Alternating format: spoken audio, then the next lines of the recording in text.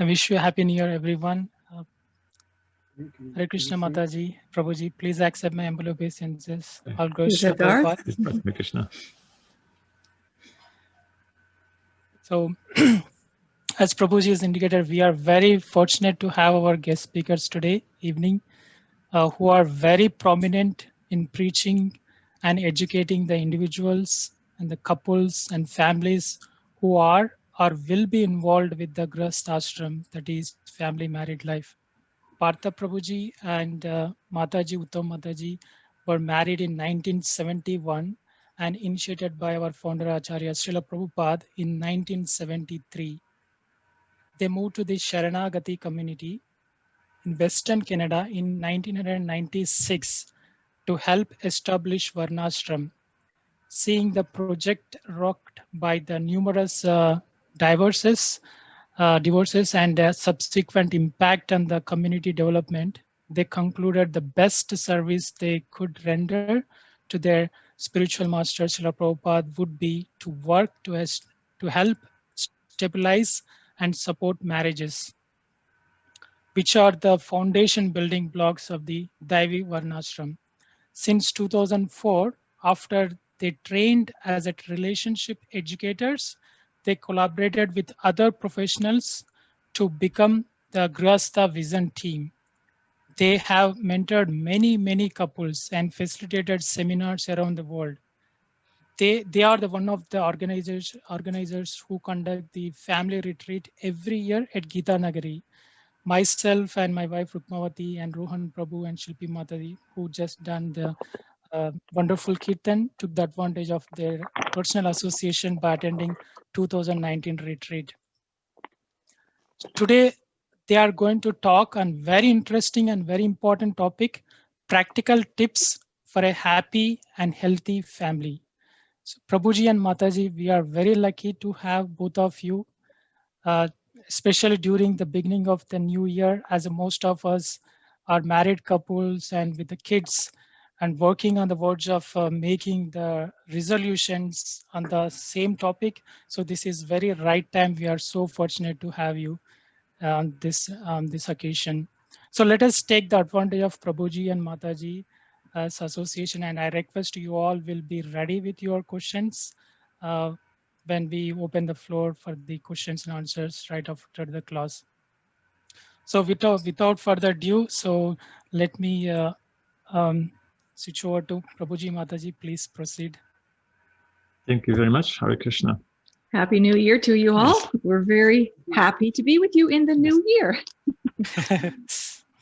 One thing, just before we begin, I'm just going to ask if you can enable us to do a screen share. At one point, we're going to show something on the screen we'd like to share with you. So if you can enable us to share the screen. Yeah, and I'd like to begin by reading one verse from Nectar of Instruction by Srila Rupa Goswami, which is translated with purports by His Divine Grace A.C. Bhaktivedanta Swami Srila Prabhupada. Namo Vishnu Padaya Krishna Prasthaya Bhutale Srimati Bhaktivedanta Swami Nityanamane Namaste Saraswati Devi Gauravani Pacharani Nirvishesha Sunyavadi Paschachade Shatane. So text 4, Dadati Pratagrinati Guyam Akiti Prijate Punkte Pochayate Chaiva Sad Vidham Pratilakshanam. Translation: offering gifts in charity, accepting charitable gifts, revealing one's mind in confidence, inquiring confidentially, accepting prasad and offering prasadam are 6 symptoms of love shared by one devotee and another. Srila Prabhupada's purport. In this verse, Srila Rupa Goswami explains how to perform devotional activities in the association of other devotees. There are 6 kinds of activities. 1, giving charity to devotees. 2, accepting from the devotees whatever they may offer in return. 3, opening one's mind to the devotees. 4, inquiring from them about the confidential service of the Lord. 5, honoring prasadam or spiritual food given by the devotees. And 6, feeding the devotees with prasadam. An experienced devotee explains, and an inexperienced devotee learns from him. This is Guyam Akiti Prichati. When a devotee distributes prasadam, remnants of food offered to the Supreme Personality of Godhead, in order to maintain our spirit of devotional service, we must accept this prasadam as the Lord's grace received through the pure devotees. We should also invite pure devotees to our home, offer them prasadam, and be prepared to please them in all respects. This is called Bhukte Bojayate Chaiva. Even in ordinary social activities, these 6 types of dealings between 2 loving friends are absolutely necessary. For instance, when one businessman wishes to contact another businessman, he arranges a feast in a hotel, and over the feast, he openly expresses what he wishes to do. He then inquires from his business friend how he should act, and sometimes presents are exchanged. Thus, whenever there is a dealing of priti, or love in intimate dealings, these 6 activities are executed. In the previous verse, Srila Rupa Goswami advised that one should renounce worldly association and keep the company with devotees. Sangha Tyagat Satovriti. The International Society for Krishna Consciousness has been established to facilitate these 6 kinds of loving exchanges between devotees. So I'm just going to stop there. And we'd like to discuss these loving exchanges amongst Vaishnavas. And again, as Srila Prabhupada, he described that the International Society for Krishna Consciousness was established as a platform to promote those loving exchanges in devotional service. And Prabhupada was explaining in this purport how even ordinary businessmen that will engage in these kinds of exchanges. Maybe not so much in today's age, people are very passionate. But when I was just reading this, I was just recalling how when Srila Prabhupada went to Japan to deal with the company Dynapan for printing of his books, they were so polite to Srila Prabhupada. They picked him up at the airport in a limousine, and they brought him in a special food prepared for him. They offered him gifts. They were so polite and gentlemanly. So Srila Prabhupada is describing here that even in ordinary dealings, these kinds of exchanges are very, very essential and important. So we'd like to explore with you how these exchanges are very important in close relationships, in family, in marriage, with our children, and also with our communities. And later on, we'd also like to explore how we can balance our activities in Krishna consciousness with regard to all aspects of our life. Did you want to go to this next one? Yeah. I'll just... We're trying to balance who's going to speak. Right. Let me say one more thing. Okay. So with regard to these 6 loving exchanges, there's 2 of them that we do quite well at, and that's accepting prasadam and giving prasadam. As Vaishnavas all over the world, we're very successful at giving prasadam, and accepting prasadam. Yes. So that's 2 of these principles we have imbibed to a very great degree. And there's 2 other principles we're fairly good at, which is giving gifts and accepting gifts. Sometimes devotees go to India and they come back and they'll bring little gifts for the devotees. And we even see Srila Prabhupada when especially the first time he came back from India, he brought saris for all the Matajis. He brought them beautiful saris. And everyone, I'm sure, observed Christmas. We've actually been in 21 different countries, and everywhere we went, all over the world, There's the Christmas There's tree. a Christmas tree. Even all the Vaishnavas are having Christmas. Even we're in South America, in Guyana, in January. January, right after Christmas, and it's like Plastic snowman on the tops of the buildings. It looks very funny when you come from Canada and it's 90 degrees out and there's a snowman. so that exchange is it's very normal and very healthy to want to give gifts, and it's become a culture of giving. Although unfortunately in Western society it's become very much commercialized.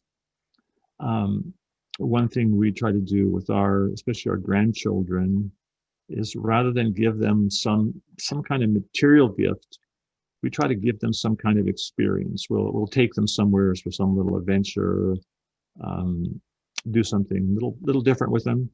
So because one of the greatest things you can do for your kids is to give them your association. That's what they appreciate the most. And the other exchange, two exchanges, which is to reveal one's mind in confidence and hear in confidence. We understand this is an important exchange, but as Vaishnava, it's something we need to practice a little more, and also to practice in a more meaningful and deeper way, so that I can actually learn to communicate in deeply meaningful spiritual ways, and that's very important. Go ahead. Negatives? Yeah. So we thought we would just explore a little bit what happens in our relationships when we don't have these 6 loving exchanges.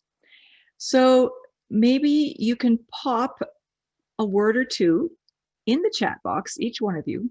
What happens when we don't give and take prasadam nicely?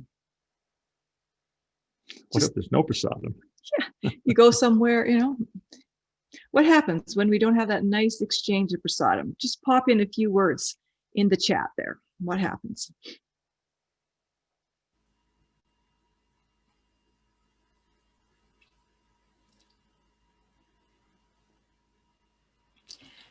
Self-centeredness, yeah. Dry relationships. Even our informal relationships, we can't make them close. So we see that it's actually a very meaningful exchange. The meetings are short because we don't stay for prasadam. Right? Yes, we get hungry. And it's true, when we share prasadam, you get a chance to appreciate, especially ladies. We go, oh, this is really good. What's the recipe, right? We like to appreciate other ladies cooking and get their recipes. And so it's true. When you're all taking prasadam together, there's no differences, no boundaries. So what happens when we don't exchange gifts? Let's see some things pop in the chats. Why is that flashing? When we don't, exchange gifts between each other. Yes, we don't feel like there's a reciprocation. We don't get to express our love. Maybe we even don't feel that people love us because they never give us anything. No emotional connection. So we see that these gifts and prasadam, they're not just things. They actually bring emotional connection. And if we don't get them, yes, we don't feel important. And it's true, the fun's lost. And we see in the pastimes of Lord Chaitanya Mahaprabhu, one of his very dear devotees, Jagadananda Pandit, gifts were very important to him. He was very fond of giving gifts to Chaitanya Mahaprabhu. One time he made Lord Chaitanya Mahaprabhu used to sleep on the floor, and just on a simple blanket mat. Yeah. And he was thinking, this is Lord Chaitanya Mahaprabhu's body is so soft, so he made this blanket, kind of a mattress for Lord Chaitanya Mahaprabhu. And Lord Chaitanya Mahaprabhu did not want to accept that, because the sannyasi is supposed to be austere. And also one time, Jagannath Pandit, he brought this very exquisite sandalwood oil for Chaitanya Mahaprabhu. And what Chaitanya Mahaprabhu also, he did not want to accept that. And giving gifts was so important to Jagannath Pandit. And he became so upset that Lord Chaitanya Mahaprabhu did not appear to be accepting his gifts, that he decided he would just fast. And he was fasting for several days. So for some individuals, giving gifts is very, very important. That's a very important way in which they can feel a meaningful reciprocation. And actually, even in terms of modern psychology, it's actually been studied that there's different ways that people exchange affection, and different individuals will have a stronger attachment to receiving affection in some ways than others. And so there's 5 primary ways that were identified. One is words of affirmation, acts of service, receiving gifts, quality time, and physical touch. So those are very, very important. And in our relationships, especially in the ashram of marriage, it's very important that we understand with those who are very dear to us what they need to feel affection. Like for many ladies, they need words of affirmation. They need to hear the husband say, "I love you." And there's a common joke sometimes that the husband says to the wife, actually she says to him, "You never say you love me." And he replies that, "I told you I loved you the day I married you. If anything changes, I'll let you know." So maybe that works for him, but it might not going to cut her. it for me. and very often these men, for them, their method of expressing service, it might be through acts of service. So the husband, he's working very hard, providing for his family, and that's his act of service. But his wife has this need for words of affirmation, which he's never meeting because he doesn't perceive that is important from his perspective. Therefore, he's never expressing that verbally. And sometimes these men become completely blindsided because one day they're served divorce papers and they have no understanding why. So simply there was some great disconnect there, that they didn't really understand what each was offering and what each needed to receive. So it's very important in marriage to understand these exchanges of loving devotion and how we can meet each other's needs for affection and connection. So again, giving gifts, it's not a primary need for some individuals, but for some individuals it is. Like for us, when we got married, I don't think we even exchanged birthday presents, or we never observed Christmas after we became devotees until we had kids. And they want to know, where's the Christmas tree? Like, where did that come from? And so it's very important for children to have that kind of reciprocation, and it's something very meaningful to them. So it's important to understand the significance and the impact those exchanges have on others. And also, we'd like to look at the exchange of revealing one's mind in confidence and hearing in confidence. So what would be the negative results if we're not actually communicating in that way, that we don't actually speak our minds, or we're not able to listen to our partner when they're trying to speak to us? What would be the consequences of those kind of lackings in a relationship? Can you just throw some things in the chat box? Can be your partner, can be your friends, can even be your kids. What happens? Misunderstanding. Yep. Mm-hmm.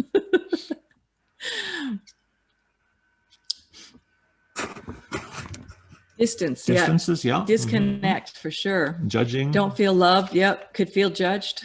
Mm-hmm. Insecurity. Mm-hmm. Feelings of abandonment. Mm-hmm. Yeah. Mm-hmm. These are pretty strong feelings. So it's not a small thing to when we neglect these 6 loving exchanges, people have frustrations, doubts, loneliness.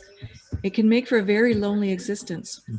So we can see why Rupa Goswami has stressed that these loving dealings are so essential among Vaishnavas, and Prabhupada's pointing out even amongst ordinary human beings. And I even once heard Srila Prabhupada say in a lecture that we use them also to serve Krishna, because Krishna is the supreme person. He loves it when we give him prasad, when we take the remnants and honor his remnants of foodstuffs, when we bring him, a flower, a fruit, some gift, and we, honor also that as prasad. And when we go before the deity and we reveal our mind and we pray, please give us guidance. And when we do get that guidance in our heart, from the Supreme Lord, those are all, loving exchanges in which we feel very much connected. So very, very essential. And even though they're so essential, we mess it up a lot of the time. And that's sometimes why we don't have those close friendships, that connected feeling in marriage. There's sometimes strain between parents and children when we don't properly practice these 6 loving exchanges. Because we see that the effect of having this Guyamakiti Prichati, people are explaining here how we feel distance, we can feel insecurity. Because one of the effects of having empathetic and meaningful communication is that we do feel understood. And when we feel understood, we feel valued. And when we see that another person cares enough to really understand us, then we start to develop trust. And trust is really, really important in relationships.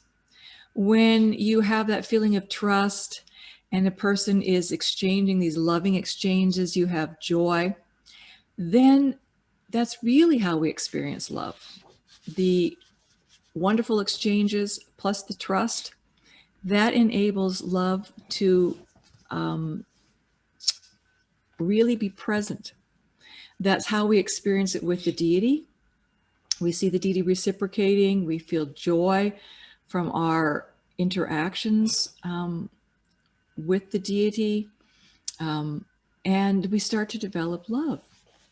So it's really, really important, this Guyamakati Prichati, for developing trust, for understanding, and for discovering the meaning of this nonverbal communications that sometimes are going on. We want to check, that the nonverbal communication we're picking up is correct.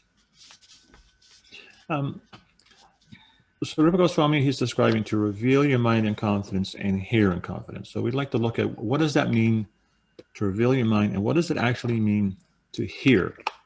And so I'm just going to ask you, have you ever had a conversation with someone, they're speaking, and maybe they're explaining their point of view, but well, they're explaining their own point of view within your mind, you're thinking of your point of view and possibly even thinking how you are going to defeat their point of view. Have you ever had that experience? All the time, probably. So if you were to categorize that type of communication, in what mode of material nature would it be? If you're explaining your point of view to me and I'm just thinking about my point of view and not really fully hearing you, what mode of material nature would that communication be? And can someone just tell me in that? Passion, yeah. Passion, yeah. Yeah, so it's quite a passionate. So in Bhagavad Gita talks a lot about the modes of material nature. And in the 14th chapter, Srila Prabhupada, he describes how to attain Krishna, we have to attain a nature like Krishna. So Krishna's nature is Shuddha Sattva, it's pure goodness. So ultimately to enter into the spiritual realm, we have to come to the Shuddha Sattva platform And to do that, we have to elevate ourselves out of ignorance and passion to goodness and then to pure goodness. So Srila Prabhupada, he describes in the 14th chapter that by practice, one should develop the mode of goodness. And so actually in this aspect of communicating with devotees in this loving exchange, it's very important that we try to do this in the mode of goodness. So again, if I'm thinking of my point of view, what you're speaking, it's passion and possibly even ignorance if I'm not paying attention. Yeah, yeah, probably. So that's not a very meaningful type of communication. So real communication means that I actually understand you. And some of you may be familiar with what's called empathic listening or reflective listening, which is, if you want to call it a technique, to ensure that communication actually occurs. And a lot of people use this in business, especially people who are in IT fields and working with teams. The team leaders need to make sure everyone's on the same book, on the same page, in the same paragraph. So they will use this kind of reflective listening to make sure that everyone in that group that has understood what the goal is that they're trying to accomplish. And often we ask people, how many people here are familiar with reflective listening or empathic listening? And so many hands will go up in the group. And then we ask, how many people utilize this technique with your spouse or in your family? And no hands go up. So what happened there? We became over familiar. Yeah. And we expect that if you love me, you're going to know what I mean. So do you want a little demonstration of reflective listening? So the reason that we reflect when a person says something is to show them that we've understood and to make sure that we actually have understood. That shows respect. And we really do need to have respectful dealings with each other if we want to develop loving feelings. So, there's something to talk about? No. Okay. Okay, I'm just going to reveal my mind in confidence. I'm a little concerned about some of the devotees. Okay. So that would be communication and passion and ignorance. Ignorance. Ignorance. And if you're on the receiving end of that, it's very frustrating. He couldn't even talk. No, I couldn't even talk. So if I can have your full attention. Okay. I'm a little concerned that some devotees in the community are not maybe taking the seriousness of COVID enough. You're scared you're going to get COVID? Not necessarily that I'm going to get COVID, but I'm concerned that other devotees might get it. So you're a little bit worried that everybody's not following all the regulations for COVID very well. Yeah. And you're worried maybe some of the vulnerable sector might get COVID. Yeah. And also there was some instances in some of our temples where one temple, 25 devotees got COVID, another place in Europe, 30 devotees got it. So you're thinking it's such a shame when devotees have to go through that? Yeah, it's a shame that they have to go through that, but it also looks very bad to the outside world when they see that, well, these Hare Krishna people are not taking this seriously. So you're just worried about what everybody else thinks? I'm worried that we're not setting a good example. Not representing Prabhupada very well. Yeah. Yeah. So it's just showing that you hear and that you understand. And the only way you can really do that is if you care to do it. And when you do it, it actually helps you to stand in the other person's shoes for a little while and feel how they feel. And when we can empathize with how another person's feeling, even though we maybe don't feel the same way, we can understand it. And when we feel understood, we feel valued. And also, when you're understood by someone, when someone mirrors your thoughts, sometimes that's why it's called reflective listening, because they're mirroring your thoughts. And it's not that they're just speaking back what you have said, like a parrot. I'm really concerned about COVID. Oh, you're really concerned about COVID. No, you say like, oh, well, I can see that you're a little worried about this issue. You would say it in your own words. And it helps you actually to understand, helps the speaker to understand themselves sometimes more deeply. This reflective listening, it's a tool used in many counseling fields to help individuals actually to solve their own problems, because it helps them to see themselves more clearly. It's just like if I'm explaining my thoughts and hopes and aspirations to you, and you're reflecting those back to me, it actually becomes as though I'm seeing myself reflected off your heart, and enables me to see myself better. Just like most of us put TLAC on with a mirror, because it's a lot easier, you're going to get a lot straighter. So in the same way, when we're able to process our thoughts, our hopes, our anxieties, our aspirations through someone we trust that we can reveal our mind to, it actually helps us to see those things, to process them, and sometimes to understand them even better. So it's an extremely important dynamic. It's actually very therapeutic. It's actually something that you can actually do with your children. I remember one instance of our grandson when he was maybe 4 years old. He used to play with another child at a Sunday feast all the time. Time to go home. My daughter's putting him in the back of their car.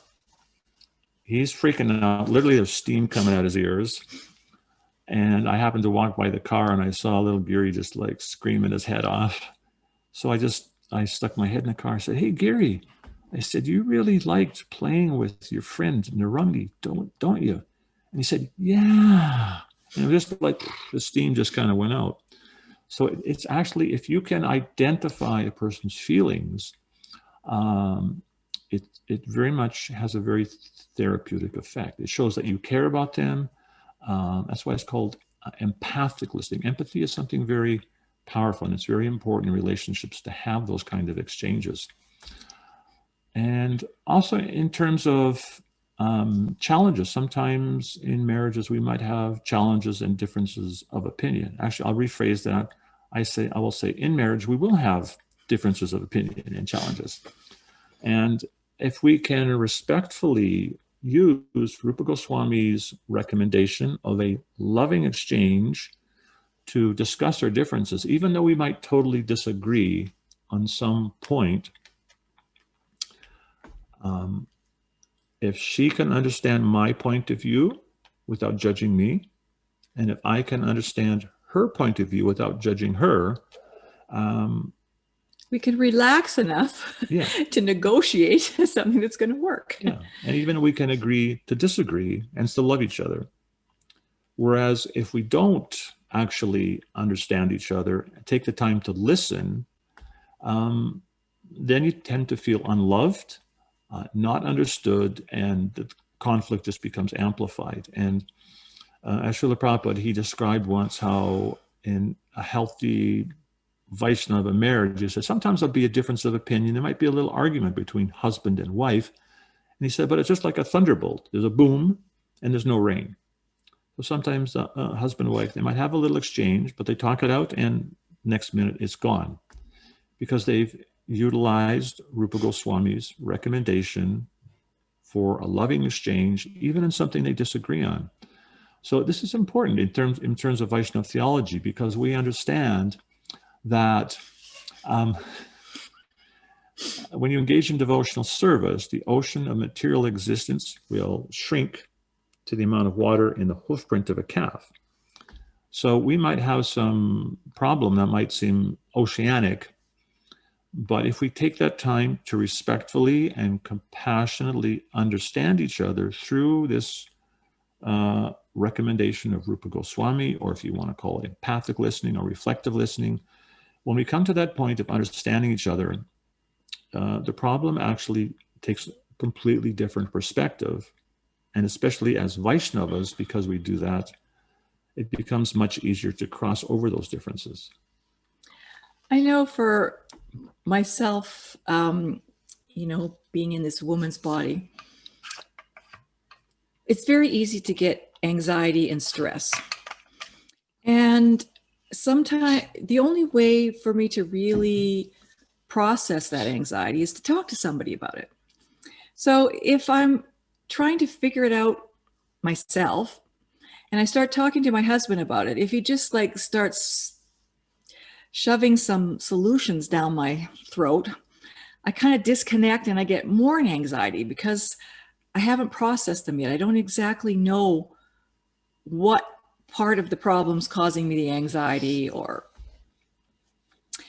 exactly even sometimes what the anxiety is about. But if when I start, my husband just kind of compassionately listens and tries to help me figure out what it is, I find that just being able to talk about it helps me to relieve my anxiety. And also another reason why it helps to relieve anxiety is because we can identify our own emotions. And when we identify our own emotions, then we can think, okay, if I'm feeling pressured, I'll do this and this and this. I can figure out what to do. If I'm feeling left out, I'll be able to brainstorm some solution. So it helps us to find our own solutions when we can understand ourselves better. And sometimes we need to, you know, share that with another person to help us gain that self-understanding. And it's also, maybe it's not as intuitive for men.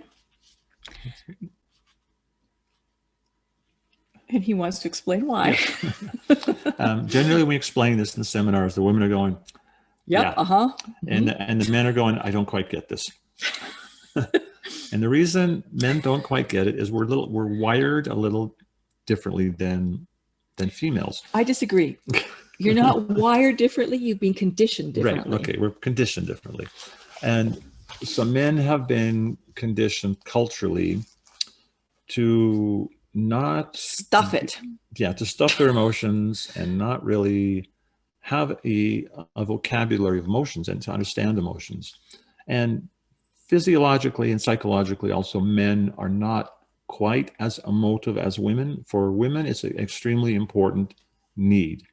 For men, it's not such a primary need, but it's very important that men, it's very important for us to understand emotions, because ultimately we want to develop pure love of Krishna, which involves developing a whole range of ecstatic emotions.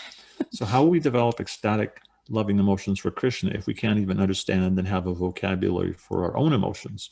So for men, mine. Yeah, so for men to develop emotional vocabulary and emotional, if you want to call it emotional intelligence, is very important. Although it's not a primary need as it is for women. But in marriage, it's very important for men to understand that need of women, and also for women to understand that men function a little differently.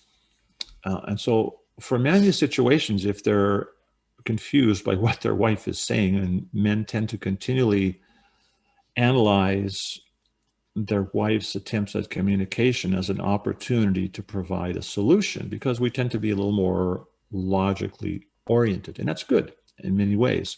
But in this situation, it can be catastrophic because we're not really meeting their needs. Sometimes their need is just for understanding us to say, well, if I understand you correctly, that was really frustrating for you, and you know, must have been very difficult.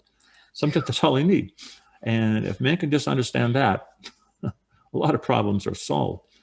Sometimes that dynamic, if it's not understood, can actually destroy relationships, because for women, one of the most important needs they have is this emotional connection. So you can use that solution-oriented thing to solve what the heck my emotion is. Right. I found a use for it. Right. But what happens when we don't understand the dynamic? Men are continually trying to find a solution, and the woman, it actually tends to make them feel isolated. And we disconnect. And they disconnect. And the men become frustrated, so they tend to withdraw. Or get angry. Which tends to make the woman feel more isolated. And then sometimes the women will start to complain to the men, well, you never talk to me. And the man thinks, well, I've tried 1,000,000 times and it never works, so that's why I never talk to you. And on it goes, and it's catastrophe. But if you can simply understand this healthy dynamic of Srila Rupa Goswami, that I need to understand your feelings and just reflect them back. And also the ladies can try to understand that how men are different, and you can understand them in a way which doesn't make them withdraw. Like women tend to complain to their husbands, you never talk. But instead of complaining, in a more compassionate way, they can simply say that when you do talk to me and understand my emotions, it makes me feel loved and protected. That guys can relate to that, but we can't relate to you never talk to me. It's like makes you feel inadequate. Very counted. Yeah. We have to move along. Okay. So this is an extremely important principle in spiritual life, to have someone to reveal your mind to and to hear in confidence. And extremely important in marriage, and extremely important amongst Vaishnavas. I taught this skill last year in Hungary to some brahmacharis, and to the brahmacharis we're talking, and I said, we've been living in the ashram together for a year. We never actually talked. They never actually talked. Because we want to have those close, meaningful connections. And the only way we do that is by understanding each other. And that helps us to bring out our heart, which is going to bring out our realizations of Krishna consciousness. For devotees, you're almost always going to come up with a Krishna conscious realization that gets drawn out of your heart, because Krishna is pleased by your association. It's also really, really important for your kids. That's how they feel connected to you, understood by you, and it's how you're going to help them develop enough emotional literacy that they're going to be able to function happily and well in their life. Because if we can't, everything we do is governed by our emotions. We might not think so. And if you're a man, maybe you don't think so. But really it is. If we're feeling something, we're going to act on it somehow or other. Even if we're trying to suppress it, we're still going to be acting on it. So when we can understand what our emotion is, then if we name it, we can figure out what to do. So when your kids are having those temper tantrums, you don't have to immediately shut them down. You can just kind of like let them cool down, and then you want to ask them, what are you feeling? Can you name anything you're feeling on what's wrong? And then as they get older, you can help them find solutions for dealing with that feeling. If they're feeling lonely, or they're feeling hungry, or they're feeling tired, or if they're feeling left out, or they're feeling whatever it is, you can teach them how to brainstorm solutions for those feelings. And that way they develop the self-assurance that, oh, I can tackle these hard things in life. Instead of having just these big feelings, as moms call, when kids get like that, and just, melting and not knowing what to do. And, they'll gain the self-intelligence to know how to deal with things in their life. And the way that they learn that is also by seeing you do it. Children learn by co-regulation. When you can regulate your emotions, when you can figure out what they are, and you can take a better path, they will learn that. So it's such an important skill to learn, because it affects the quality of our life. It's going to affect the quality of your child's life. It's going to affect the quality of your marriage. It's going to affect the quality of your devotee relationships. And it's really going to give us that Guyamakati Prichati that we hanker for in the association of devotees.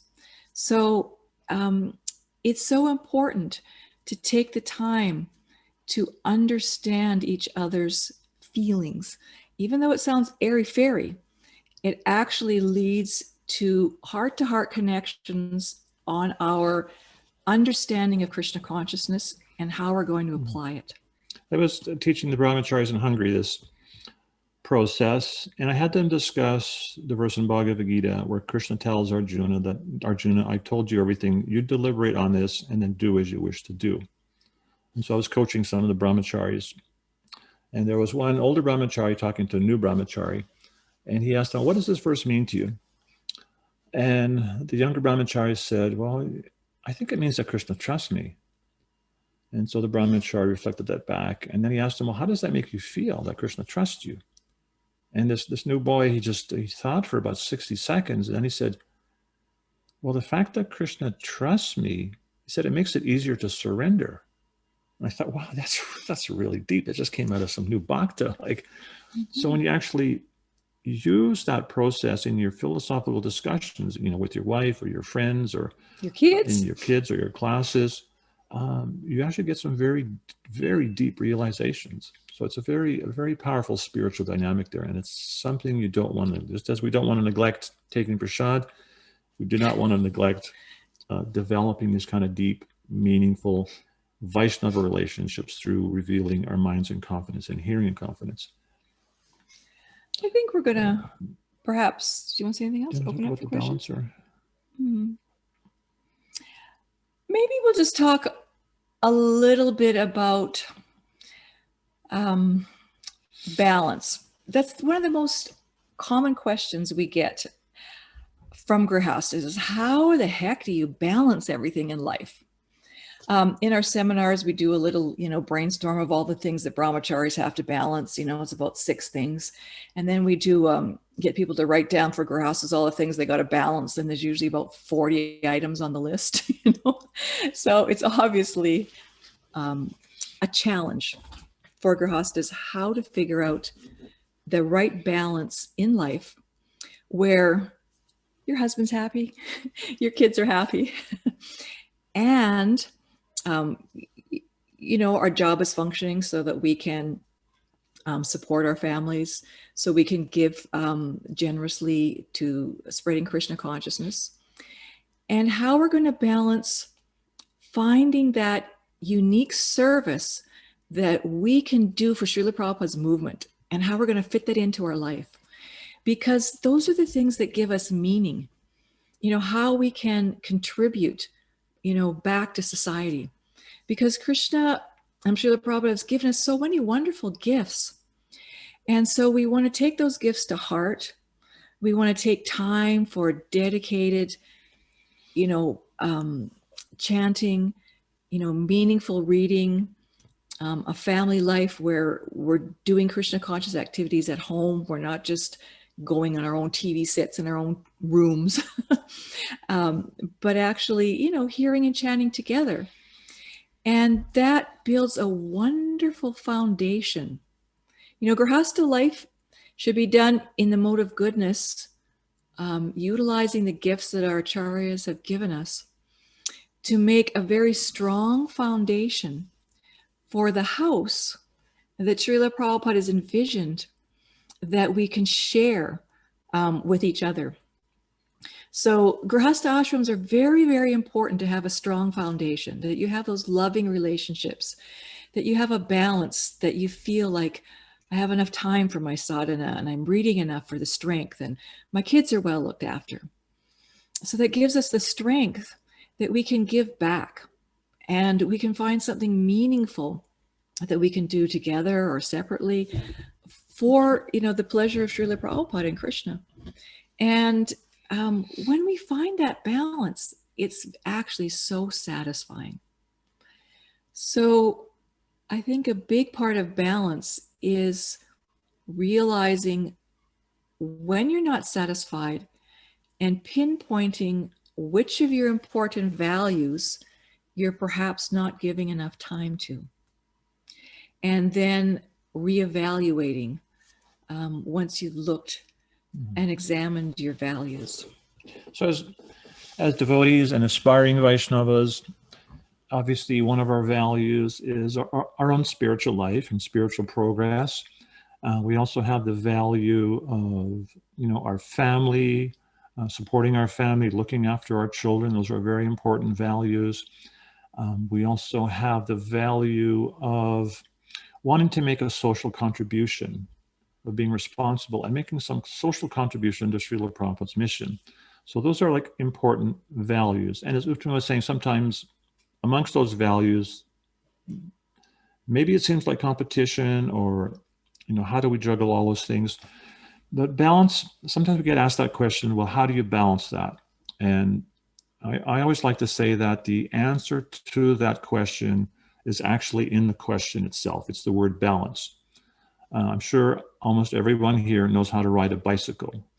So how did you learn to ride a bicycle? Did you read a manual that you grab the handlebars and you put your leg over and then you sit on the seat and you start pedaling and you're reading this and it doesn't quite work. You learn to ride a bicycle by Balancing.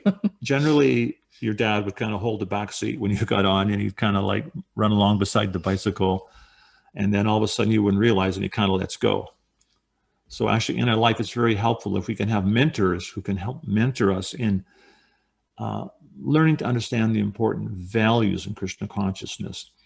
And then once we envision those values, it's like when you're riding the bicycle, you don't just want to look at the ground and you don't just want to look at the handlebars and you definitely don't want to look down at the pedals. You want to look where you're going to go.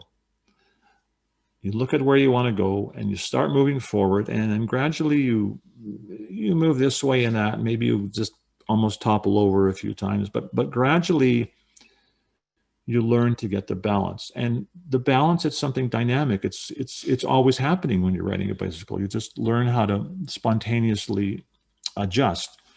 Life is like that also for grihastas, that we have these important values that we want to place time and energy in all those values, and it requires some conscious effort to move forward towards that goal and make those kind of adjustments. And again, that comes by practice and determination and effort. And we don't have time to discuss them right now. Show by the end. Yeah, well, we could maybe show them now. I'm just going to share with you a. Ask some questions. This one here. Could I ask some questions? Yeah, and then we'll take questions. Yeah. We'll take questions right after that.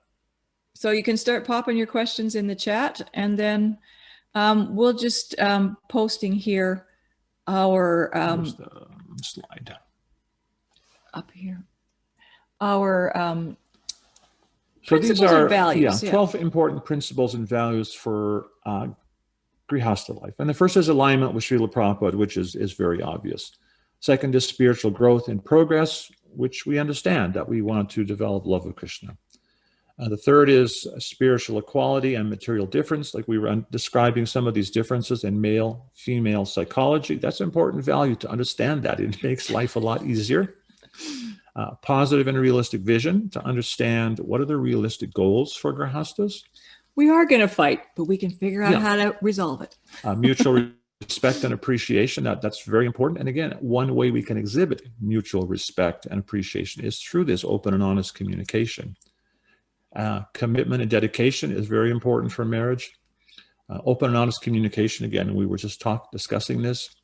Personal and social responsibility, again, we're discussing this. Economic development and prosperity, which is the duty of grihastas, to cultivate that economic base for the rest of society. Focus on children's welfare, extremely important. Family love and affection, it's the nature of grihasta ashram.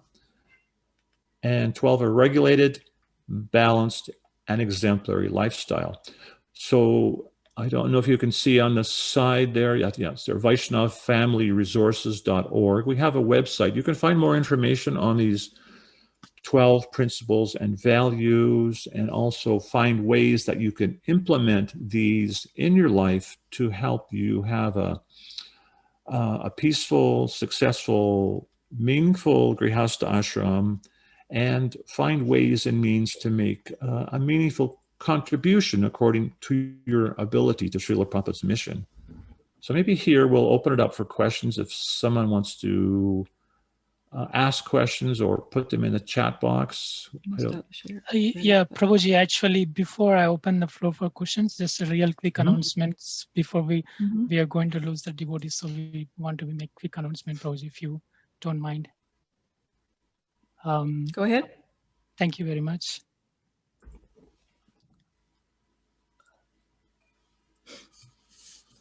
So we'll be having a wonderful classes are lined up this Wednesday. We'll be having a class given by His Grace Charudas, a renewed you in the new year, and then next right after that we have a children story reading, and also next Sunday will be another class on something on the same Grahastha ashram by His Grace Advaita Kripadas Prabhuji. So with that, so I'll open the floor for questions. Please, you can raise your hands or you can type, whatever you feel appropriate. There's one good question I see there.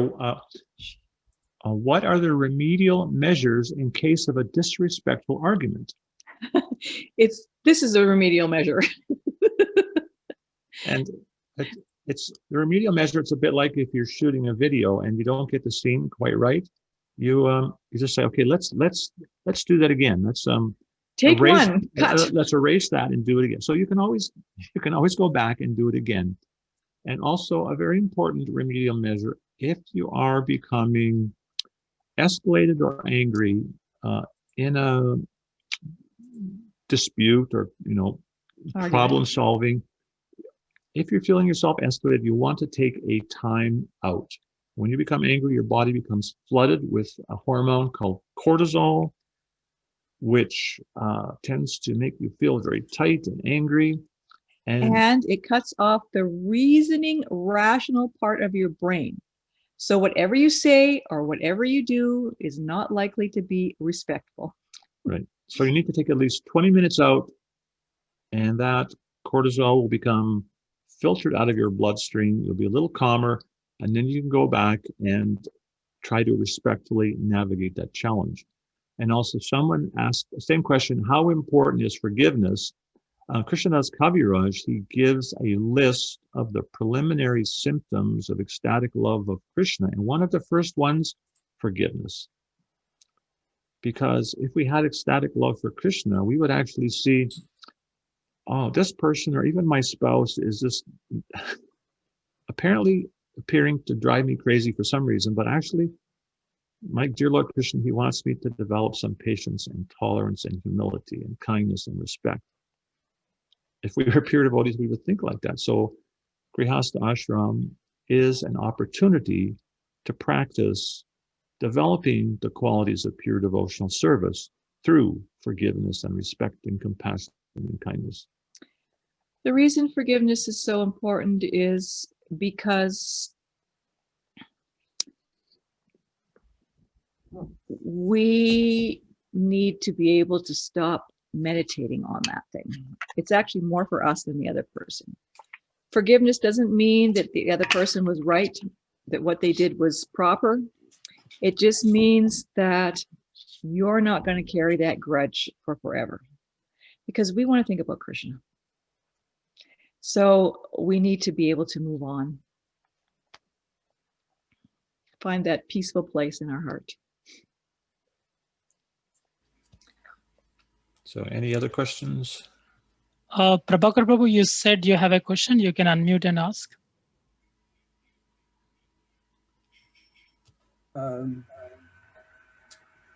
Yeah, the whole thing seems to be excellently presented. Can you hear me? There's Yeah, a lot little of echo. feedback coming through. Can you hear me? You're getting an echo. Oh, okay. I don't know where it's coming from. I set up. Maybe if you can't resolve it, maybe you can just type your question in. Okay, let me try again because I feel more comfortable. Can you hear me? He wants to talk. Yeah, we hear you. Okay, try say your question. Oh, you just muted yourself. Prabhakar Prabhu, you can unmute yourself and ask the question. This is unmute. Can you hear me now? Same thing, Yes. right? Okay. No, my observation is that these are the problems naturally come up after some time in the marriage, in the family life. So what is the reason that initially everything is fine, but after some time this show up? Okay, can you hear that? Yes. So he's asking, how is it that in the beginning of a marriage, everything seems very fine, and then over time, these different problems start to manifest. So I don't like to reduce marriage to a chemical equation, but in the beginning of a relationship, your body actually produces hormones like oxytocin, which is a feel-good hormone, and dopamine, which is a feel-good hormone.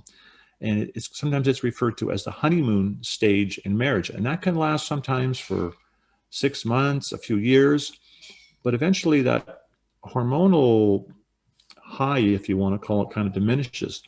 And at that stage, couples, they begin to discover, well, actually, she has some differences in the way she does things. And they annoy me. And maybe they annoy me a lot.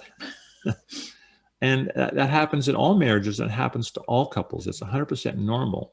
But it is kind of an important junction in marriage, because at that point, you have to learn to communicate, to have respect, to understand your differences, to understand what you can change about yourself and what can change in your spouse and what can't change, what's very integral to who they are as individuals. And by developing that kind of understanding and compassion for each other, eventually you learn to work together as a team. So the stage that Prabhakar is describing, it's a bit of a growing pain. Like if anyone is very tall here, you probably experienced when you're growing up, sometimes you grow so fast, it's actually painful. Your bones are expanding. So marriage is a bit like that. There's stages where you're growing in your marriage and there's some growth pains. It's normal. And it actually helps you develop these Rupa Goswami's communication technique. It helps you develop patience and compassion. And so it's very important for couples to realize that is 100% normal, but you simply have to equip yourself with skills to navigate that. And a big part of it is really trying to understand where the other person's coming from, instead of just thinking about your point of view. You have to unmute.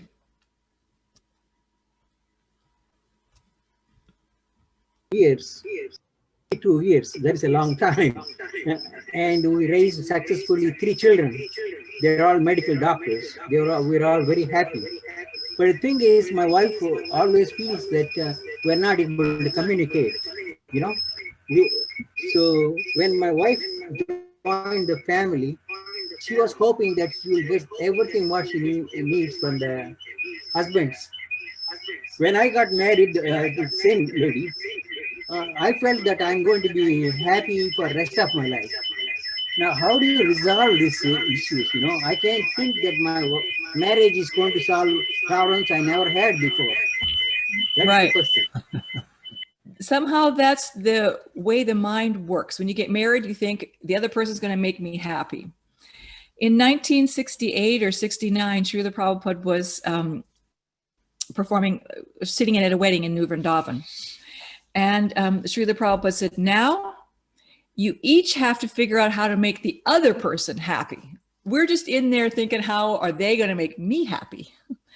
But we have to actually be humble and try to understand, really understand where the other person's coming from. So when we feel understood, it's so much easier to respond well to the other person. So just taking that time to try to understand what the other person needs, how they're feeling, why they do it like they do, even if we don't agree, it really helps. And we tend to just judge. They're not doing it like I do it. But there's never only one way to do something. We always think my way is right and the other way is wrong. But there's always the third, you know? So we just have to stop being so judgmental and think that our way is always the right way. We're not always right. The myth is marriage will make you happy. Right. It's a myth. That's a myth. Marriage just makes you married. Yeah. And the reality is, once you're married, then you can begin the process of doing the hard work when you end the honeymoon stage of how to live happily ever after. And it involves some work and some endeavor, but if you do the work, it's very rewarding. Someone's asking a question there about how do you give negative feedback without hurting his or her feelings? So you have to turn the negative feedback into positive feedback. In this situation, when you did that, it made me feel whatever, and I need you too. So when, then I felt I need you to. Because it's only about you then. It's not about them. Otherwise, it's you did this, you did that. It's just, I felt like this and I would like you to. Make it simple. Don't do it in a judgmental way. And just bring it to how about you, not about them. And try to use positive wording. I would prefer. All right, Vipin Vihari. Somebody had a? Yeah. Hare Krishna. Hare Krishna. Yes. Hare Krishna Mataji. This is Uttama Devi Dasi. Thank you very much for a wonderful class. All glories to Srila Prabhupada. My question is very long, and obviously this is very, very important talk, especially for Grihastha. So, 1 hour of the session, and so that's not enough. The question I have, 2 questions actually. So let me go with the first question. How do you find really a balance, especially, if both the couple, both husband and wife are working, they are practicing devotees and they have kids, so we take so much time for work and then obviously, following, chanting, reading, listening to classes. At the same time, children, they have need actually, my kids are like, 10 and 13. So sometimes, like my son, he really doesn't want to participate in Krishna conscious activities. He wants to play a video game. He wants to watch a movie. He wants to do something else. At the same time, my husband is like, no, we have to do this. So it's like sometimes it becomes a struggle. And then we have deities at home also. So it becomes very, very difficult. We try to spend as much as time together as a family, but still, once in a while, it's a struggle. So how do you maintain a balance and sort of, make sure that everybody's happy? One way is by actually sitting down as a family once in a while, maybe, once a week, and kind of talking about what you'd all like to see happen. So you want to fit in the time when you chant together, and maybe your son does need some time. So when he knows when the time will be, then he can relax a little bit more when he's chanting, that he knows maybe he'll get his video game time a little bit later. And we also need to find ways to lighten it up a little bit, make it a little bit fun for the kids and keep enthusiastic. Like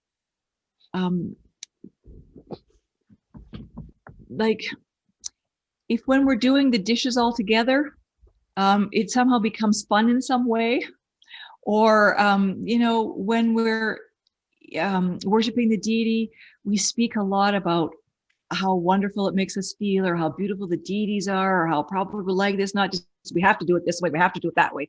We want to develop that appreciation while we're doing it. Then it doesn't just become rules and regulations that we have to follow. We need to make the activities from the heart. Mm-hmm. I read a nice definition once of discipline, and it was to bring life to knowledge. To bring life to knowledge. And we see that's what Srila Prabhupada did. He brought the knowledge of Krishna consciousness completely to life, that we were all able to embrace that so easily. And it wasn't like he was standing over us with some edicts and beating us with a stick, but he just inspired everyone to embrace Krishna consciousness by bringing life to Krishna consciousness. So it's important that we do that with our children to make it fun and engaging for them, and especially age appropriate too. And when we say fun, we don't mean like frivolous. We just mean that we do it in an encouraging way that we're excited about it, and then they'll be excited, you know? Because kids need to feel and experience Krishna consciousness. It can't just be ritual. They actually have to be able to experience the deep meaning of it. And maybe that comes by just doing it. But if they see we're enjoying it and we're getting something out of it, and we find ways that they can actually experience it, they will enjoy it much more. And, you know, Maya's made these video games to sidetrack us. And, you know, it is a part of life. And we have to accept also that the kids are kind of dragged that way because they're made fun and exciting. So we need to, you know, make better advertisements for the Krishna conscious stuff. And it isn't going to be easy. It's going to be hard. And you know what? Your house doesn't have to be perfect. Everything, you know, everything doesn't have to be perfect. Pick the main things and work on them, and, you know, once a month, get all the extras done. Because we can't do everything. So we don't have to strive for perfection. We have to strive for love. And, you know, do the best we can and make it simple so that we can keep things neat and tidy easily, you know. Yes, Mataji, thank you very much. Thank you very much. So, and your husband can do some dishes too. He's listening, so obviously I don't have any complaint. He does that, so there is no complaint about that whatsoever. I mean, we'd love it if we could have the hired ladies coming in, but it's not what's, you know. So, Mataji, Okay, we have Mr. some questions in chat. Go in chat. So question is how to handle when one person is a devotee and other is not. The interest of both partners are different. With great respect. Because you know what? Everybody is a pure spirit soul, and Krishna loves everyone. And we have to remember that. And maybe the other person doesn't yet know that they're a devotee of Krishna, or maybe they practice it in another way, but they're still a human being, and we need to have all respect for them. And I think that if you can respect them and value them, they will be more easily able to respect what you do. And it really puts an impetus on us to show how the practice of Krishna consciousness makes us a better person. Because if we're just coming out a judgmental, complaining Hare Krishna who doesn't like how everybody else does something, it doesn't say much for the process of Krishna consciousness. So we have to have patience, and we have to have respect. And you know what? It's okay to love people who aren't devotees. Because they're good people also. And we want to, you know, just encourage them in whatever devotion they have. Maybe we'll take one more question before we end. Actually, Prabhuji, we have 2 questions, if you don't mind. Okay. That's what's kind of question. Okay. Go ahead. How- Who's next? How important, this is another question from the Rukmavati, how important is recreation in family life? Sometimes devotees would say that recreation is a sense gratification, like going to Disneyland. Something. Well, Krishna says in Bhagavad Gita that you have to balance Mhm. sleep, recreation. I forgot the verse now. What is it? Now I just went blank. I was, Yeah, just, my thinking, mind I went was, I was just thinking of something instant. Yeah, Krishna says you have to balance. He mentions recreation, something you have Eating, to balance. sleeping, recreation, Yeah, and I was just recalling in the 70s, we moved to a new property in Vancouver, and there was basketball hoops, on these steel poles. And there was only a couple kids at that time. So I remember one of the devotees had a welding torch, and all the devotees were watching, all the men were watching, and he went out with a welding torch and he's cutting down the basketball hoops because they were Maya, right? And then 10 years later, we all have kids. Yeah, and they put it back up. And but it's very important for children to have recreation. As adults, they actually learn by playing. Yeah, and as adults, we can forego some of those needs as austerities. But for children, some of those types of activities are very important. And to neglect some of the needs of children, which are very essential for their upbringing, it can actually constitute, subtle or gross forms of abuse. So it's actually important to engage in those kind of activities with children, because it'll help you to develop a healthy bond with those children. One thing we always did in our community, we used to organize volleyball games with the kids. Everybody, all the ages. And I take the kids sometimes hiking, although a lot of kids in the valley, I take them hiking or skiing or something. And so kind of developed a rapport with them in kind of an informal way. Then after some time, they got a little older, we started doing Bhagavad Gita classes just with the young teens. And somehow they felt very comfortable. And it was a very good atmosphere for discussing Bhagavad Gita with them. We didn't preach to them. We would just have an informal discussion. They would read a verse and we would ask you. And they'd start asking questions. Yeah, and then we just answer whatever questions they had. We would ask them, what does that mean to you? And discussions would start. And we asked them, well, why is this working for you? This kind of a class. And they said, well, because we don't feel judged. In the temple, we feel that if we ask a question, they're going to think we're just stupid kids or something. But because we kind of related to them on their own level, through recreation and informal ways, they developed kind of a trust for us. And that was very effective in helping to communicate with them at a time when they were ripe for, hearing Krishna conscious. So yeah, recreation is very important for kids. I used to find that when we would go on a vacation somewhere, my kids would interact with each other much better. We would always, work in some Krishna conscious things to do too. But somehow or other, because you were all together, it actually helped us bond better as a family. And it's not like, every weekend we're going to Disneyland, you might do it once in your lifetime. I don't know, because we live far away from Disneyland. But sometimes it does help you to have that bond, and we all need a little downtime. And it's the balance. It's not something we do all the time, but every once in a while, sometimes it has its auxiliary benefits that can turn out to be positive. Just like my parents are not devotees, but my kids got a lot of love and affection, and they learned a lot of skills from associating occasionally with my parents. They know my girls learned how to knit, and they, would start helping with chores more when my mom was around. So, we can get the value in any situation if we milk it. So I see there's a question there, how to handle difference of opinion in raising kids. You know how you handle it? When you're by yourself discussing it, not in front of the kids. Because the kids are going to figure out pretty quickly who to go to what for when you have a difference of opinion. So you want to discuss behind closed doors your modus operandi, and try to present, a bit of a united front to your kids. I mean, we're always going to have some difference of opinion.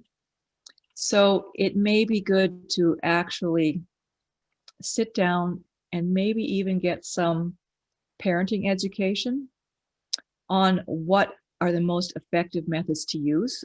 Maybe not just resort to the things that we are brought up with that maybe weren't so effective, but we're trained to think that it's the way we have to do it. So, you know, parenting education sometimes can come in handy. And then with knowledge, you can make better decisions. So I see a question. What do you suggest for males to say or do to support females in economic growth and prosperity, especially for a single women or, especially for single women? Well, that's a reality in today's world. We no longer have the traditional model where women stay at home, especially the way our culture is evolved, that if anyone wants to own her own home, likely both husband and wife are going to have to develop some income. And also we see many women today, they're career oriented. They also want to do something to contribute to society and to contribute to the family. And so they should be encouraged to do that. If they want to. If they want to. And we see there's many of Prabhupada's disciples, and I just noticed our battery's running low here, so we may have to end pretty soon. I didn't plug in the computer. There's many ladies who took professional training to get a career in their Krishna consciousness, and then, you know, as they become a little more established in their career and they don't need to work so much, they began to use those skills and the knowledge they learned in the service of Srila Prabhupada's mission. And there's many ladies today all over the world doing incredibly valuable service to Srila Prabhupada. So as far as possible, we should encourage those Matajis who want to develop those kind of skills. We should encourage that. Is there any other questions we don't see, or I can't see? That's Gopal Govind Prabhuji, you raised the hand before. You still have a question, Prabhuji? Gopal Govind Prabhu? Yeah, Hare actually, Krishna. okay, Hare go ahead. Krishna. Thank you, Prabhuji. Thank you, Mataji. I remember your meeting at Mantra at. All right. Yeah. Was it last year? Time flies so fast. Yeah. Yeah. So this is a wonderful session. I feel like it should continue, and there should be many more of these opportunities. Basically reflecting on what's happening. I mean, most of us knows what's wrong, what's right, but realizing it and practicing it so difficult, so difficult. So it gives us the opportunity to think about it. My question was really, many of the questions are already answered and discussed here in this forum. But one of the biggest thing what I face and what I just want to think about is the Krishna conscious kids are our assets. And in American culture, I come from Indian culture, even though I've been here for almost 20 years. So, but here the culture is so open, it's very difficult to navigate them to the Krishna conscious culture, remain them fixed in the Krishna conscious culture, where they are exposed to all kind of things out. Yeah. Especially don't have constant association in that case. Yeah, that's where I really see the benefit of developing activities for kids in your community where, you know, they can get together with other devotee kids, because when they see that other devotee kids also like to do it, then they will like to do it. And, you know, as your kids grow, it becomes harder, especially once they're finished high school. And, you know, I heard this very interesting talk by Radhika Raman. You know, he got his like PhD when he was like 18, right? He said, don't be drawn in that your kids need to go away from home and away from all their devotee association for the first years of their education. Keep them nearby where they have all their devotee friends and their whatever. They don't have to go to some prestigious university for their bachelor degree, for their master's, maybe for the PhD, but by then they've figured out who they are. But you don't need it at the lower levels. And the longer you can stay in good association, the better, because it's really association who makes you who you are. Mm-hmm. So that's really why we need to gather as communities and have these outreach activities for outsiders' kids, for our own kids, so they can experience the joy of Krishna consciousness in the association devotees. Because if we just do it in our house, they're going to feel like they're the oddballs. They go out and it's totally different. But if they can see that other families are also doing this and that other kids like to do this, it gives them those lifelong friendships. Like I see my kids are in their, well, they're almost 40. They're all in their 30s. They still have really strong friendships with the kids that they grow up with in Krishna consciousness, you know, because that's where they had the meaningful. So we want to develop, you know, really nice communities, because you need communities to raise kids. We can't just stay at our home. We have to do that, you know, outreach where we help each other to raise our kids.